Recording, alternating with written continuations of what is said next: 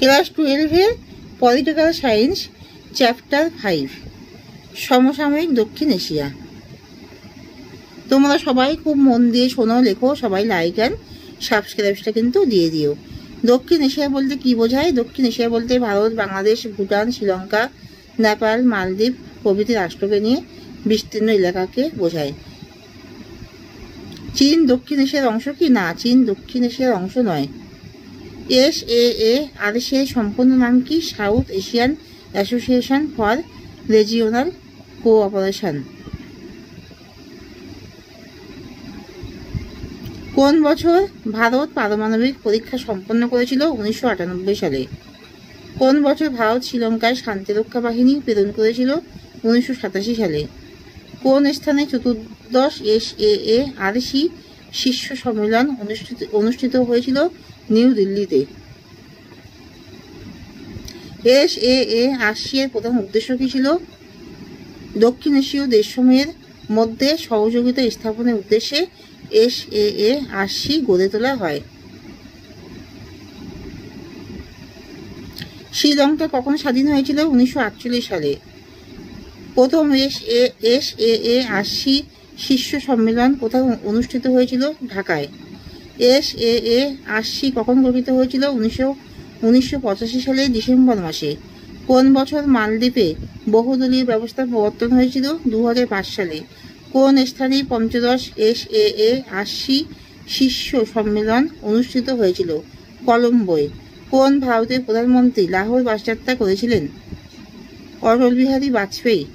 দক্ষিণ এশিয়া সম্পর্কে নিম্নোক্ত বিবৃতিগুলি কোনটি অশুদ্ধ? দক্ষিণ এশিয়ার সকল রাষ্ট্রের গণরাজ্য, নাকি ভারত ও বাংলাদেশ নদীর জল বন্টন বিষয়ে একটি চুক্তি স্বাক্ষর করেছিল?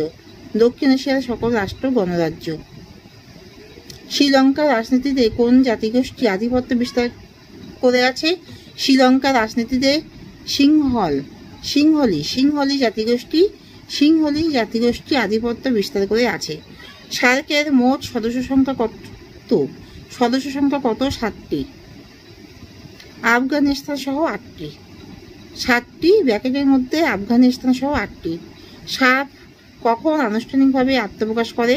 2006 সালের 1 জানুয়ারি। কার্গিল যুদ্ধ কখন সংগঠিত হয়েছিল? 1999 সালে। সিমলা চুক্তি কখন সম্পাদিত হয়? 1972 সালে।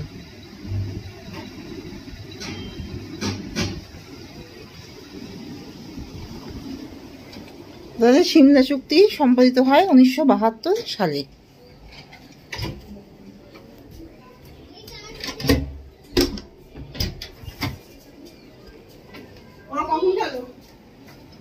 একটু আগে।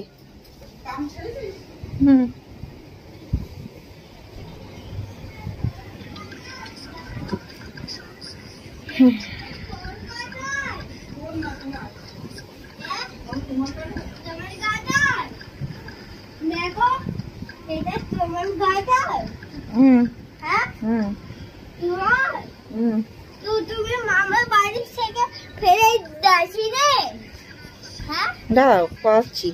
কোন স্থানে চতুর্দশ SAARC শীর্ষ সম্মেলন অনুষ্ঠিত হয়েছিল? নিউ দিল্লি। প্রথম SAARC শীর্ষ সম্মেলন কোথায় অনুষ্ঠিত হয়েছিল? ঢাকায়। কোন স্থানে পঞ্চদশ SAARC শীর্ষ সম্মেলন অনুষ্ঠিত হয়েছিল? কলম্বোয়। তাহলে এখানেই শেষ করছি।